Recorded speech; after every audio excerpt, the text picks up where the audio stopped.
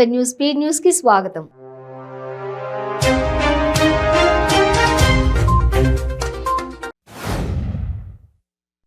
ములుగు జిల్లా మరిపేడ మండలం శివార్లోని సాంఘిక సంక్షేమ గురుకుల పాఠశాలలో విద్యార్థులు ఉపాధ్యాయుల సమస్యలు తెలుసుకునేందుకు టీపీసీసీ చీఫ్ రేవంత్ రెడ్డి గోడపైకి ఎక్కి లోపలికి వెళ్లారు. అక్కడ ఉపాధ్యాయుల సమస్యలను అడిగి తెలుసుకున్నారు. పోలీసుల అత్యుత్సాహంతో ఓ యువకుడి ప్రాణం మీదకొచ్చింది. ఏ కేసులో ఎవరిని తీసుకొచ్చి చితకబాదుతున్నారో తెలియడం లేదు. కొన్ని సందర్భాల్లో ఏదైనా కేసుల్లో విచారణ కోసం అనుమానంతో తీసుకొచ్చిన వ్యక్తులను పోలీసులు చితకబాదినా వారు ఎవరితోనూ చెప్పుకునే పరిస్థితి లేదు. తాజాగా ఇలాంటి ఘటన జిల్లా కేంద్రంలో జరిగింది. మహిళ మెడలో నుంచి బంగారం దొంగతనం చేశాడనే అనుమానంతో ఓ వ్యక్తిని మెదక్ పోలీసులు ఘోరంగా కొట్టారు. కరీంనగర్లో 3 సంవత్సరాల క్రితం కట్టిన 1600 డబుల్ బెడ్రూమ్ ఇండ్లు అర్హులైన పేదవాళ్లకు తక్షణమే కేటాయించాలని డిమాండ్ చేస్తూ 200 మంది మహిళలతో పట్టణంలో సోషల్ డెమోక్రాటిక్ ఫోరం తరపున నిరసన ర్యాలీ నిర్వహించారు. యాదాద్రి భువనగిరి జిల్లా భూదాన్ పోచంపల్లి మండలం ఇంద్రియాల గ్రామానికి చెందిన ప్రభాకర్ అనే వ్యక్తి హైడ్రోజన్ పెరాక్సైడ్ మిల్క్ పౌడర్తో కల్తీ పాలు తయారు చేసి విక్రయిస్తున్నారన్న పక్కా సమాచారంతో ఎస్ఓటీ పోలీసులు దాడులు నిర్వహించారు. హైదరాబాద్ మియాపూర్లో వ్యక్తి దారుణ హత్యకు గురయ్యాడు. మియాపూర్ బస్ స్టాప్ లో పట్టపగలు అందరూ చూస్తుండగానే దుండగులు వ్యక్తిపై దాడికి దిగారు. ఈ దాడిలో వ్యక్తి మృతి చెందాడు. సమాచారం అందుకున్న పోలీసులు ఘటనా స్థలాన్ని పరిశీలించారు. నిజామాబాద్ జిల్లా ఇందల్వాయి మండలం చాంద్రాయన్పల్లి అటవీ ప్రాంతంలో 44వ జాతీయ రహదారిపై గుర్తు తెలియని వాహనం ఢీకొని చిరుత మృతి చెందింది. చిరుత రోడ్డు దాటుతున్న సమయంలో ఈ ప్రమాదం చోటు చేసుకున్నట్లు తెలుస్తోంది. టీడీపీ జాతీయ ప్రధాన కార్యదర్శి నారా లోకేష్ పాదయాత్రపై సెటైర్లు వేశారు. రాప్తాడు ఎమ్మెల్యే తూపుదుర్తి ప్రకాష్ రెడ్డి. లోకేష్ పాదయాత్ర వెలవెలబోతుంటే ఎమ్మెల్యే పెద్దారెడ్డి యాత్ర గ్రాండ్ సక్సెస్ గా సాగిందన్నారు. లోకేష్ పాదయాత్రకు తెలుగుదేశం నాయకులు ఎవరూ కూడా సంఘీభావం తెలపడం లేదని విమర్శలు గుప్పించారు. తెలుగు రాష్ట్రాల మధ్య నెలకొన్న కృష్ణానది జల వివాదం అధ్యయనంలో భాగంగా Krishna river management board committee Nalgonda జిల్లా నాగార్జున సాగర్ ప్రాజెక్టుని సందర్శించింది. కృష్ణానది యాజమాన్యంతో బోర్డు సభ్యులు అజయ్ కుమార్ గుప్తా ఆధ్వర్యంలో నాగార్జున సాగర్ డ్యాం, గ్యాలరీలు, క్రస్ట్ గేట్లు, కుడి ఎడమ కాలువలతో పాటు ఎస్ఎల్బీసీ ప్రాజెక్టును పరిశీలించారు. ప్రకాశం జిల్లా మార్కాపురంలో అగ్ని ప్రమాదం జరిగింది. ఓ పెయింట్ షాప్ లో భారీగా మంటలు ఎగిసిపడుతున్నాయి. ఇది గమనించిన స్థానికులు ఫైర్ సిబ్బందికి సమాచారం అందించారు. ఘటనా స్థలానికి చేరుకున్న అగ్నిమాపక సిబ్బంది 4 ఫైర్ ఇంజన్లతో మంటలను అదుపు చేశారు. కేంద్రంలో బీజేపీ కోటీశ్వర్ల ప్రభుత్వం అని, కార్పొరేట్ సంస్థలకు మేలు చేసే విధంగా బీజేపీ ప్రభుత్వం పాలన సాగిస్తుందని, రాబోయే ఎన్నికల్లో కాంగ్రెస్ పార్టీ అధికారంలోకి రావడం తథ్యమని మాజీ కేంద్ర మంత్రి చింతామోహన్ వెల్లడించారు. జోడో యాత్రకు సంఘీభావంగా తిరుపతి జిల్లా గూడూరు పట్టణంలోని పాత బస్టాండ్ సెంటర్ వద్ద మాజీ మంత్రి పాదయాత్ర నిర్వహించారు. వైసీపీ పాలనలోనే ఎస్సీలు సుభిక్షంగా ఉన్నారని జూపూడి ప్రభాకర్ అన్నారు.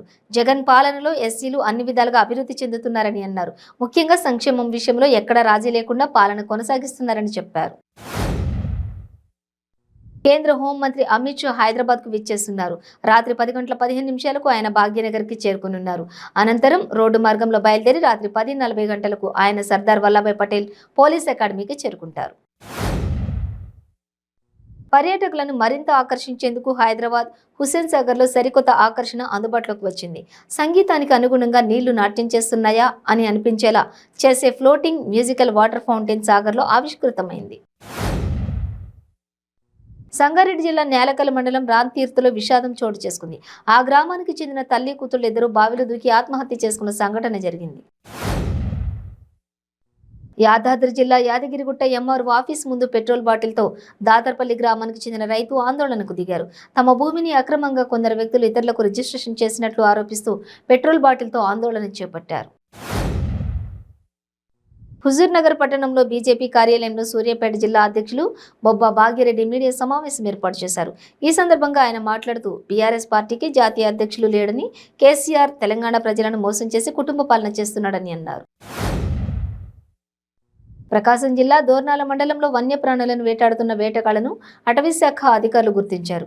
అధికారుల సమాచారం మేరకు తనిఖీల్లో భాగంగా వారిని గుర్తించినట్లు తెలిపారు. వారిపై కేసు నమోదు చేసి కోర్టులో హాజరుపరిచినట్లు ఆయన తెలిపారు.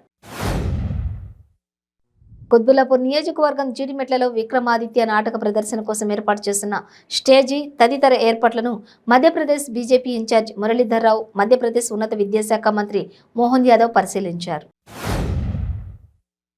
శ్రీకాకుళం జిల్లా కోటబొమ్మాలి మండలం లఖందిడ్డి పంచాయతీ మూలపేట గ్రామానికి చెందిన 45 ఏళ్ల మట్ట గవరయ్య అనుమానాస్పదంగా హత్యకు గురయ్యాడు.